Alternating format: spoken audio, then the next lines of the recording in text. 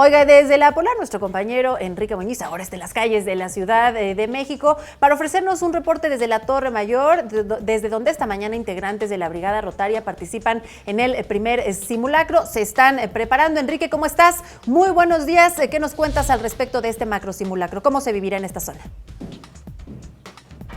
¿Qué tal, Alejandra? Muy buenos días. Pues para comentarte que estamos aquí en Paseo de la Reforma, en la Torre Mayor. Nos acompaña Dulce Soto para 21 Noticias. Ella es miembro de la Brigada Rotaria y bueno, pues estarán participando en unos momentos más en el macro simulacro aquí en la Ciudad de México. Dulce, pues muchísimas gracias por estos minutos para Capital 21. Gracias. Y si nos puedes comentar, bueno, pues qué es la Brigada Rotaria y la experiencia que ya tienen, sobre todo 2017. Sí, bueno, somos un grupo de voluntarios capacitados, entrenados y comprometidos para responder en caso de emergencias y desastres.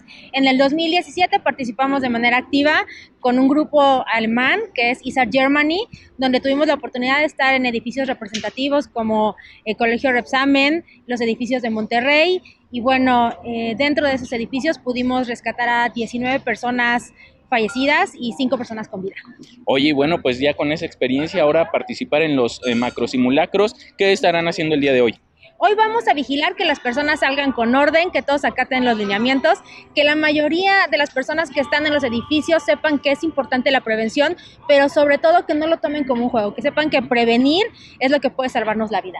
Es un reto participar aquí en la Torre Mayor, ¿no? Sí, son 55 pisos, 4 estacionamientos, cerca de 10,000 personas que están dentro de la torre en sus trabajos, aunque en realidad solo evacúan cerca de 3,200 personas. Perfecto, pues nosotros regresamos al estudio y vamos a estar muy pendiente en unos momentos más pues de lo que pase aquí con la Brigada Rotaria en este macro simulacro en la Ciudad de México. Regreso contigo, Alejandra. Muy buen día.